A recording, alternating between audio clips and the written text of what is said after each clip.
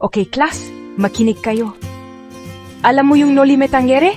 Oo, yung nobela na isinulat ni Jose Rizal. Pero teka, di ko kayo bibigyan ng boring na lesson. Kwento to, parang chismis, pero may kabuluhan.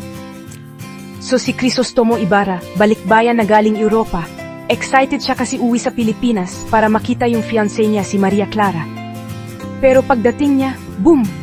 Ang daming nangyari, namatay tatay niya at parang may malupit na sekreto na tinatago ang mga tao sa bayan. Dito papasok yung villain, si Padre Damaso. Laging kontra kay Ibarra. Parang bida kontra bida, pero mas malala. Nandyan din si Sisa, yung nanay na nawawala na sa sarili kakahanap sa anak niyang sina Crispin at Basilio.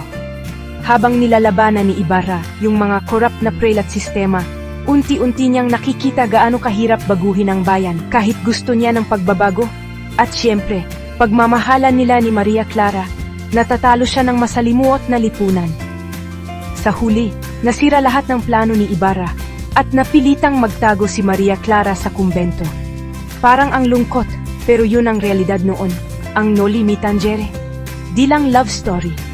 Isang paalala na may pag-asa sa pagbabago. Kahit mahirap, may mga taong lalaban para sa tama. Kaya, kabataan, huwag matakot magsalita at magtanong.